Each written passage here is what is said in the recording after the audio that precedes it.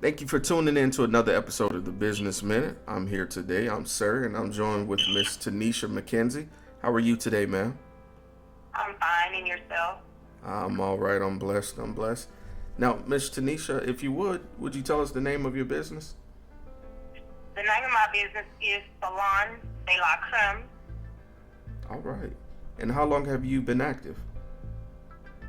I've been active as a hairstylist for the last 23 years, but I've been in my own business since 2000, the past 5 years. Okay. All right.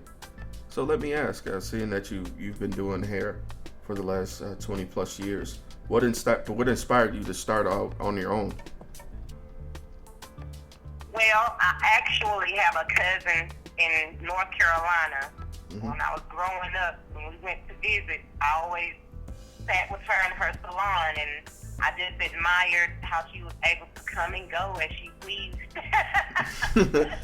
I know, I understand that. And I do have a passion for hair. I've always played around in it, but upon seeing her do her thing is what inspired me to do me. Okay. Now, along getting started, in those first few years, were there any obstacles that you did encounter? Yes, there are many obstacles that I encountered, being that I'm not from Mobile, Alabama. Didn't graduate from high school here, so I was not really known in this community. So I've had obstacles along the way of building clientele, because in this world, it's kind of by word of mouth, but if they don't know you, they don't really support you. Okay, no, and I definitely understand. It is a community-minded city, so I get you there. So let me ask you, because I know, working a salon and especially being an entrepreneur can be an all-day task. How do you manage to balance work and your personal life? That has been a problem sometimes along the way, because I do have to pay the bill. I opened up on Sundays and Mondays, what a lot of other stylists don't. So that kind of leaves me a little freedom to make time for my personal life when it's needed. Okay, I understand that.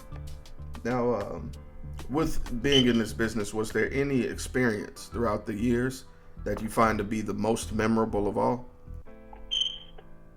The most memorable of all was hair shows that I've been involved in. Oh, okay. All right. They don't happen as often anymore, but the hair shows back in the day, they were what's happening in Mobile at the time. It's true. I've actually been to one before. I remember that.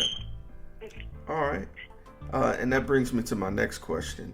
On the flip side of things, at any point in time, did you feel that you wouldn't be successful? And if so, who or what changed your mind? Success is measured by each individual, right? That's true. I feel I'm successful because I'm still open. My bills get paid. I still have clientele. Whatever the God sends me my way is what's meant for me. And that's how I've always operated. I may not have the biggest clientele in Mobile. I may not be the most popular hairdresser in Mobile. But as long as I can satisfy and service the people that God sends my way and make them happy, then I'm happy. Okay. All right. And my next question is more of a long-term question. So where would you like to see yourself in your business in 1 year, 3 years, and then 10 years?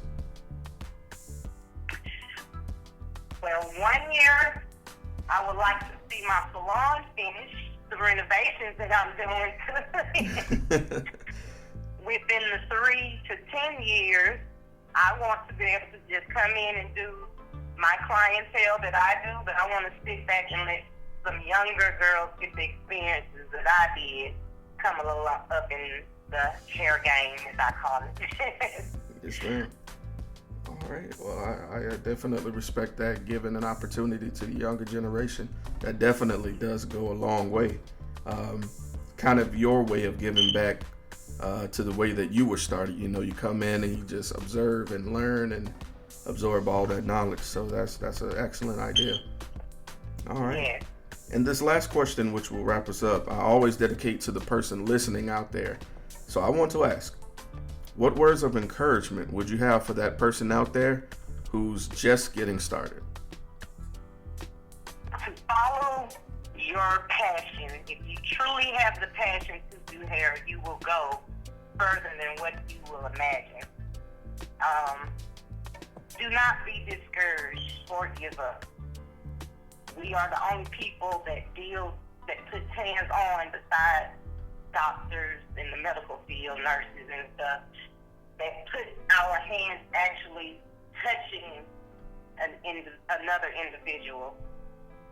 Always have passion, care for your client, their hair needs, and we are also kind of like psychiatrists. They tell us, well, not psychiatrists, they tell us all of their business. Keep their business to you, because they will tell you some things that you have never heard before. Yeah, and you will succeed far. You're absolutely right, because that's exactly what happens on the other end in the barbershop. You definitely will hear all sorts of conversations that you wouldn't normally hear. You know, so I fully agree with you there. All right. Keep it to yourself. Yes, exactly. All right. Well, Miss McKenzie, if anyone wanted to get in contact with you or even see your work or maybe see you at the shop, is there any way that they could get in contact with you? Yes, I have a salon page, Facebook page, Salon de la Creme. My salon is located across the street from Hart's Chicken on DIP, next to Bishop State. Okay. It's 821 Dolphin Island Parkway, 36606. All right. Well, Miss McKenzie. This Sunday, I will be having a spoken word poetry event at my salon. So if you would like to come through, the doors open at 6:30. I also do spoken word. Oh, nice. I'm trying to make a little extra, but also that's another passion of mine. I'm using my salon as a poetry venue. No, that's wonderful. That's wonderful. I commend you on that. Thank you. Well, Ms. McKenzie, it's been a pleasure. Thank you again for the opportunity to tell your story. We really appreciate it. Thank you for the opportunity. Oh, no problem.